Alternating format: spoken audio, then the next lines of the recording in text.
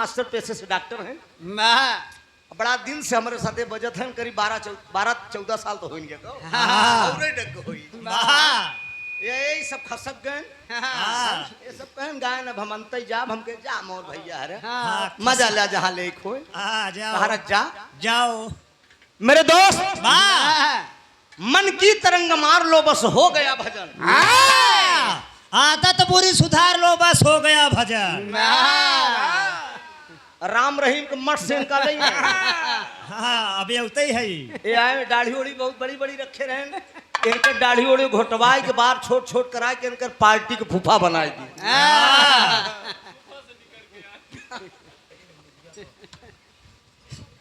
बड़ी सुंदर लाइन अभी आप लोगों ने रुचि यादव जी से सुना। अरे वाह बारे रुचि है रे ए बिटिया आज एक विशेषता बताई दी। इस धरती पे जितने कलाकार हैं वाह वाह वाह नाम से हाँ कुछ न कुछ पहचान होती है। वाह जैसे रुचि तो यही से तोहरे गनवा में सब ले थी रुचि। रुचि रुचि नाम यही से लोग ले थी रुचि रुचि यानी सुनने के लिए इंटरेस्ट ले। हमारा नाम त्रिभुवन बा त्रिभुवन। हम गावत रही अगर गवैया ऐसे तनिक कह दे हम समझ जाब करे मन में का चलत बा। हम ओम प्रकाश दीवाना का हारमोनियम मास्टर के डांट दे रहे ऐसे केवल तनिक करे हम क्या बात है चंदौली में। हाँ हम कहे जा ठग जाने ठगही के भाषा। हमारा नाम त्रिभुवन बा काहे ऐसे करे हम जान के। हाँ मेरे दोस्त बड़ा बड़ा धुन सुने तर्ज सुना वो ढंग से हमसे लही ने ये पुरानिया तो कुछ न कुछ होंगे। बारी काका अब आगाली ये सब नकली काम बिटिया है क्या करी तई तई पग है पगली पर सब वोट घाट दे थी। भाई जो दिखा है वही बिका है। मंच पे कुछ खूबसूरती तो दिखना चाहिए ना। जब नहीं दिखे काउंटर आगे अगर मिठाई बढ़िया काउंटर के सामने न रही तो बेकार है। तनी बजाई मास्टर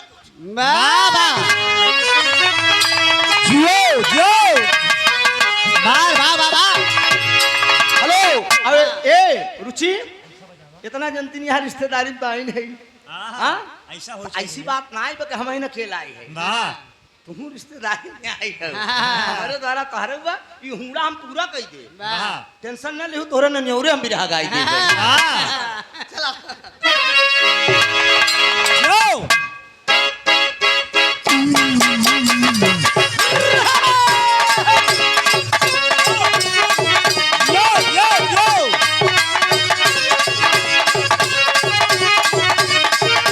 अरे बाप रे क्या बात है।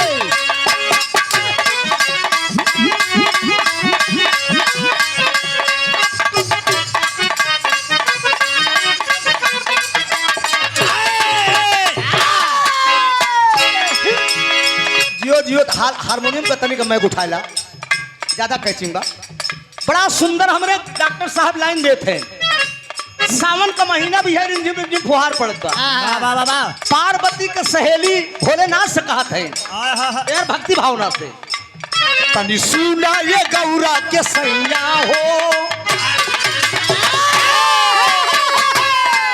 तनी सुना ये गौरा के सैया काहे भावे लफेल के पतया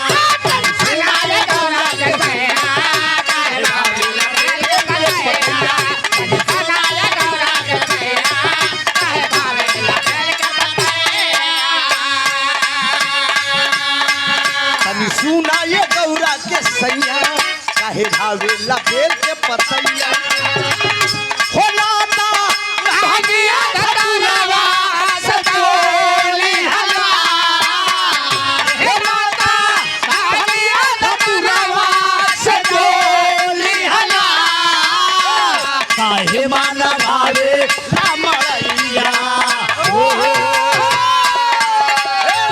काहे माना भावे हाल मेरा हमें छोड़ के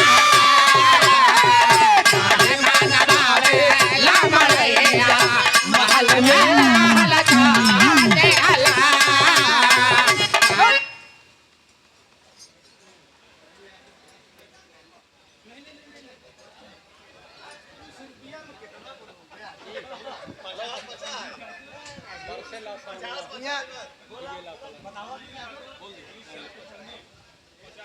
बबलू यादव हरिश्चंद्र के भैने हाँ? मैनेजर है दिखा दे। अरे यार तो खाली 50। अरे बेइज्जती नाम हो। के हिसाब से काम होना चाहिए। चला ठीक हाँ। पैसा लगी तगड़ा यार है सब लोग।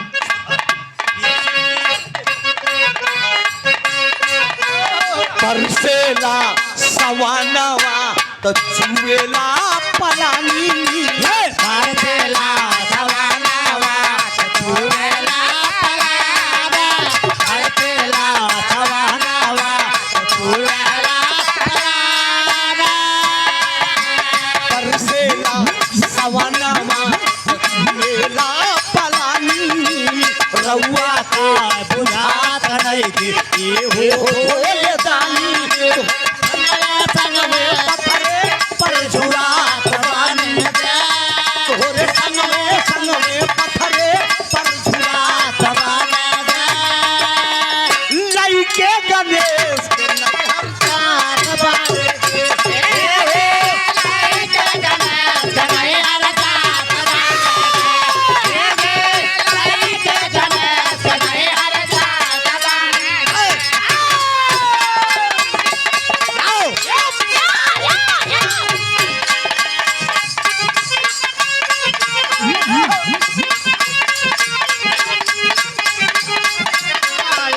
के दवाना वास्तिया जाने जाबे के हमारे लाए के दवाना वास्तिया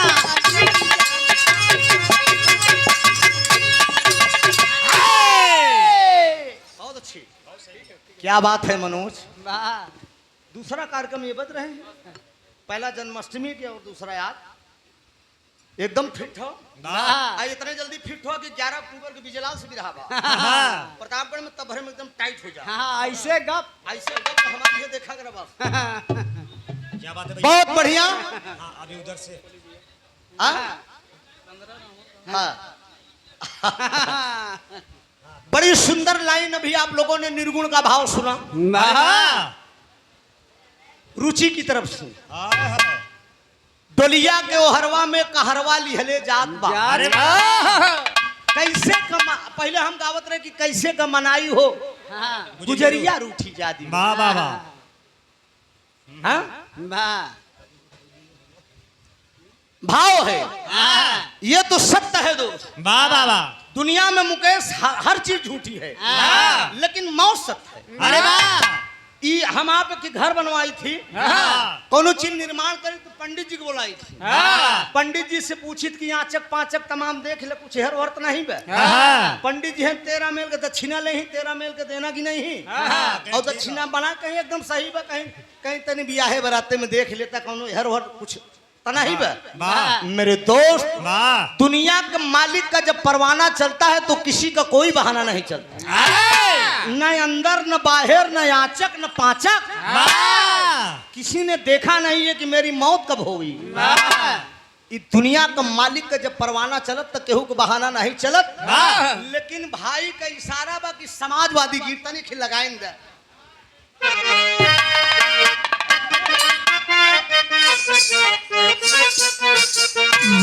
लाइन है वाह कि अरे लड़के हम मोहल्ले के अरे वाह कि अरे लड़के हैं मोहल्ले के शैतान मेरी लैला कि अरे लड़के हैं मोहल्ले के अरे शैतान मेरी लैला अरे तू इनसे बचा समय का देन नहीं तो जितनी बड़ी रुचि है इतनी बड़ी हमार बिटिया बा वाह लेकिन अभी कलाया हाँ का करी नहीं तो हम कोशिश करी कि इतना ऐसे लड़के से प्रोग्राम न हो भगवान वाह लेकिन अंकित माने नहीं कहे नहीं गाना होई मामा तो रुचिन के बोलावा वाह लेकिन कोनो बात नहीं बा हम तोहका कुछ न कहा हाँ। लेकिन इतना जान ला कि हाँ। अपने घर हमको बुलाऊ जरूर हाँ अपने मम्मी से अपने मिलाएंगे। अम्मी से हमार पैर की जरूर कही थी हाँ इनके पापा का हम अपन बड़वार भाई मानी थी हाँ। तय राजू निश्चित है कि इनकर मम्मी हमार भौजी भबई भाई हाँ, वो तो है ही है भैया। हाँ तो उससे मतलब ना ही बे हाँ, अरे उनके हम- अपने मतलब। अब उससे तनक्यू मतलब ना तू तनक्यू बीच में पढ़बे जिन करो हम समझ ले देवर भौजा तो इस वकील कि अरे समाजवादी गौर करने मित्रों अभी अभी सोशल मीडिया के माध्यम से नेट के माध्यम से टेलीविजन के माध्यम से देखा जा रहा है वाह भारत का पीएम वाह कांग्रेस पार्टी के राष्ट्रीय अध्यक्ष माननीय राहुल गांधी जी ने हाँ कितनी बड़ी चोरी पकड़ा है। हाँ आज तो सुप्रीम कोर्ट भी हाँ। बिहार में 65 लाख मतदाताओं की सूची वाह 65 लाख मतदाताओं की सूची से नाम गायब कर दिया गया, उन्हें मृत घोषित कर दिया गया है। सोचिए वाह। इसके पहले आज अजय राय जी बनारस से कांग्रेस पार्टी से चुनाव लड़े थे हाँ। प्रधानमंत्री मोदी साहब के खिलाफ, लेकिन बाबूजी 1.5 लाख का घपला बताया जा रहा है कि बनारस की सीट पर हुआ है माननीय पीएम साहब के। तो ऐसे ऐसे ये पीडीए का जो परिवार है पिछड़ों और दलितों की पार्टी है बाबूजी। तो कहा गया कि समाजवादी अरे समाजवादी पार्टी की पहचान है, समाजवादी पार्टी की पहचान है। समाजवादी पार्टी की पहचान है। समाजवादी पार्टी की पहचान है।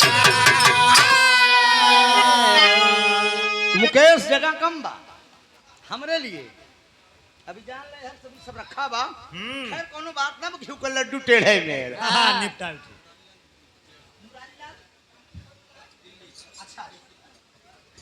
बड़ा ये शानदार पुरस्कार आया है हमारे आदरणीय बिरहा के बड़े ही शुभचिंतक मोबाइल पर देख रहे हैं मुरारी लाल यादव प्रतापगढ़ से, प्रतापगढ़ की धरती के रहने वाले हैं। आप दिल्ली में हैं इस समय, अरे बाबा बिरहा आप वहां से सुन रहे हैं और कितना ले हमें से 151 रुपए का शानदार पुरस्कार आया है। बहुत बहुत वंदन अभिनंदन टूटियों के लिए क्षमा प्रार्थी हूँ कि अरे समाजवादी पार्टी की अरे पहचान है कि अरे नेता मुलायम अरे नेता मुलायम सिंह की शान है, नेता मुलायम सिंह की शान है। नेता मुलायम नेता मुलायम सिंह की शान है। हाँ, नेता मुलायम सिंह की शान है।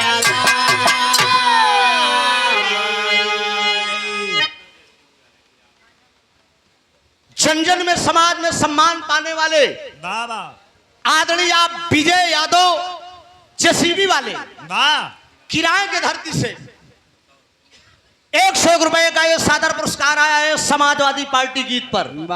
चोरों से नहीं मतलब न डाकू से है नाता, चोरों से नहीं मतलब न डाकू से है नाता, चोरा चना है मतलब ना डाकू से है नाता।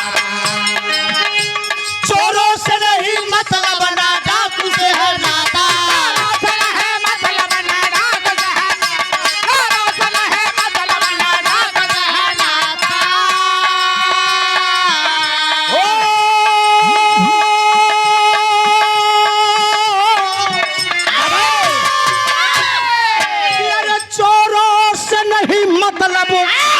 अरे ना डाकू से है नाता, अरे जनता के बीच अरे जनता के बीच इनका सम्मान है, जनता के बीच इनका सम्मान है। जनता के बीच इनका सम्मान है। जनता के बीच इनका सम्मान है।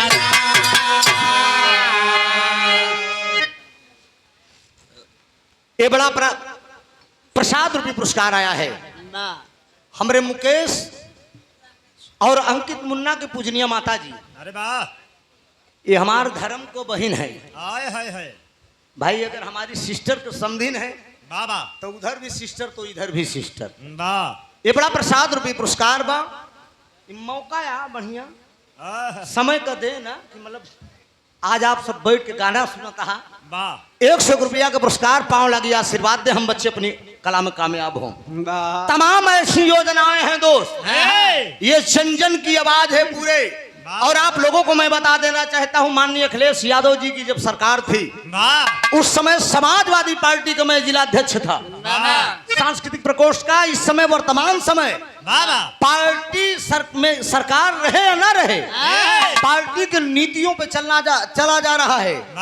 मैं बलिया से गा के प्रोग्राम लौटा था आकाश, मीरा मूर्ति से प्रोग्राम था। कुल से चला है सिकंदरा में दरोगा जो रोक ले ले गए थाने में बहरिया, कहे ये साइकिल के झंडा क्यों लगाए? हमने कहा सर समाजवादी पार्टी कहे तुम जिलाध्यक्ष हो। हमने कहा क्यों? कहे आज के दिन सपा के जितने है नेता उनको 2 बजे तक कतई नहीं छोड़ा जाएगा, 2 बजे तक आप बैठो। हमने कहा रात में मेरा प्रोग्राम मांडा में है प्रीतिपाल से, बोलिए मैं सोऊंगा नहीं और आराम नहीं करूंगा तो कार्यक्रम खराब हो जाएगा। तो कहे ना ऐसा झंडा निकाल दो और ये पत जो है इसको आप इसको चिपका दो कागज, तब आप जाइए। लेकिन हमने कहा दरोगा साहब ना झंडा उतरेगा ना ये पद चिपकाया जाएगा, आप जब तक बैठाना हो तब तक बैठाए रहिए। कहें ठीक है 2 बजे के बाद छोड़ूंगा। उसके बाद बोले कि नहीं आप जाइए। आयोजक साहब से हमने बात करा दिया, बोले कि जाइए। आदरणीय विजय यादव जी उत्तर मध्य रेलवे त्रिलोकपुर की धरती से 200 रुपया का पुरस्कार, भैया का प्रणाम हो, आशीर्वाद की परीक्षा है। जरा गौर करेंगे बाबूजी, लाइन दिया गया है। अच्छा सिला दिया तूने मेरे प्यार का, अरे अच्छा सिला दिया तूने मेरे प्यार का, अरे प्यार में हीरो नया घर यार का। अच्छा सिला दिया तूने मेरे प्यार का, प्यार में हीरो नया घर यार का। गौर करेंगे लाइन पे, तैयार रहो मुन्ना, तैयार रहो।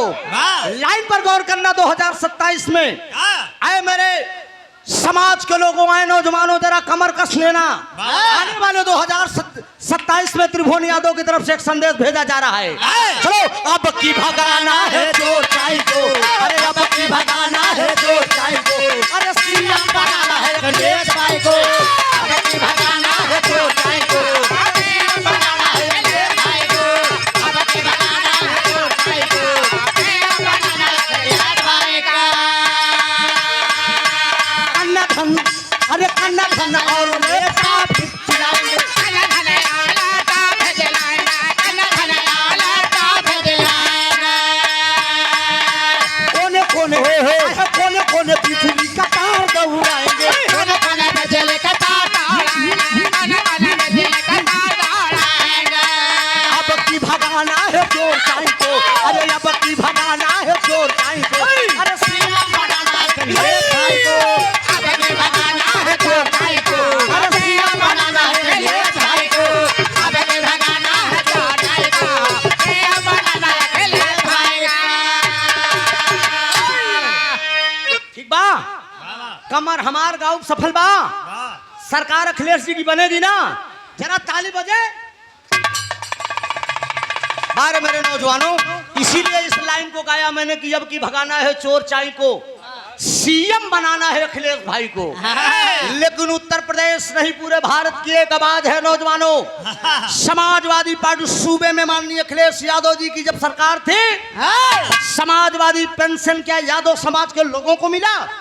सर्व समाज के लोगों को माननीय अखिलेश यादव जी ने देने का काम किया। याद कर लेना, करछना में एक दलित को जो है जिंदा जला दिया गया। क्यों? उसके अभियान भी मेरा प्रोग्राम था उजाला यादव से। एक मीडिया का पत्रकार आया, मेरे सामने फुकनी लगा दिया। मैं गाड़ी में बैठ रहा था, लगा दिया, बोला कि इस पर क्या है आपकी राय? हमने कहा मैं क्या राय बताऊंगा, हम आज बोल दूं तुम यूट्यूब पर उठा के डाल दो, कल परसों मुझे जेल डाल देंगे। हम गावे बजावे वाला मन नहीं, मैं कोई नेता हूँ। हमने कहा तुम खुद समझो, कलाकार और पत्रकार पे कोई न रोक है न टोक है। स्वागत है यूट्यूबर भाइयों की, एक पे एक पूरी लाइन लगी है। स्वागत है, आप लोग कलाकारों के भगवान हैं। ये लोग कलाकार की आवाज ये खावे तक नहीं। आज यहाँ हम दोनों को भैया गावत है, काल उठाए कर ले जाके धाई को हाँक दे। रुचि यादव ने त्रिभुवन के ऐसे झटका, त्रिभुवन मोबाइल के देखते रह गए। तुरंत मुरी मार के देखी रहे, त्रिभुवन के मुँह रुचि हाँक दे। कैसे हाँकर भैया? स्वागत है आप लोगों का, ठीक है। इस बेरोजगारी में आप लोग हमसे कमाइए, हम आपसे कमाएं। वाह आप लोग हम आज यूट्यूब के देना, सोशल मीडिया के देना, हाँ। रुचि रुचि हो गई। हमारे जमान न भैया, हमारे हम बिटिया तब से दावत है कि तब मोबाइल नहीं रहा, वाह ऑडियो कैसेट का जमाना था। दिल्ली हम लोग रिकॉर्डिंग करने के लिए जाते थे। सच्चाई बताओ थे रुचि, झोला में भर के हम खुदे बेचे हम लोग जाते ला भैया हम त्रिभुवन गवैया हमारे की कैसेट आएगा। हाय हाय वो जमाना मैंने देखा है अपनी जिंदगी में। वाह कितना मेहनत परिश्रम करके तो आज यहाँ तक पहुंचा हूँ। तो लाइन दी गई, इस गीत को माननीय अखिलेश यादव जी सुने और मुझे लखनऊ बुलाए। वाह वाह प्रदेश अध्यक्ष श्यामलाल पाल जी से बोले कि जरा इस कलाकार को कार्यालय में बुलाया जाए। वाह बड़ा प्यार सुने कार्यालय में माननीय अखिलेश यादव जी के सामने ये गीत बजी। कौन सी गीत थी?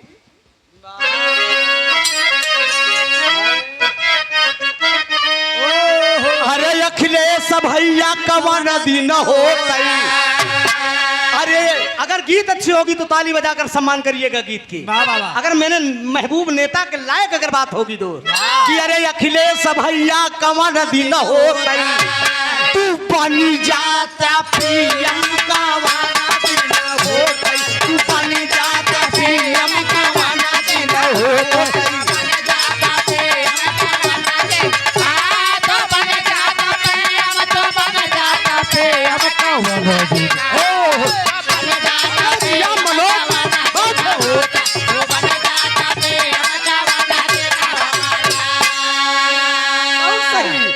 कहाँ दुर्गा भवानी से, सही बात है ना। हम अपने नेता को सीएम के रूप में नहीं दोस्त, पीएम के रूप में देखना चाहते हैं। याद कर लाना मेरे नौजवानों, अगर इस समय पीडीए की अगर सरकार बनी 300 यूनिट बिजली फ्री आप लोगों को मिलेगी। आई अब केरी की फिर बन गए, देखा जान ला कि बड़ी गति हो जाएगी। आई अहिर मुसलमान तो एकदम निगाहे बाहे का जान ला। थाने में पहुंचा था तो दरोगा जी पहले लठिया होता। यादव है भाई ई दशा त दुर्गा भवानी से ही है बा। अबीरना का हमरे तू सुनीला, अरे गरीबन का मदद की है, अरे गरीबन का मदद की है। अरे रहा जब तू सीएम का वाला देना हो, तू बन जाता पीएम का वाला देना हो, तू बन जाता पीएम का वाला देना हो।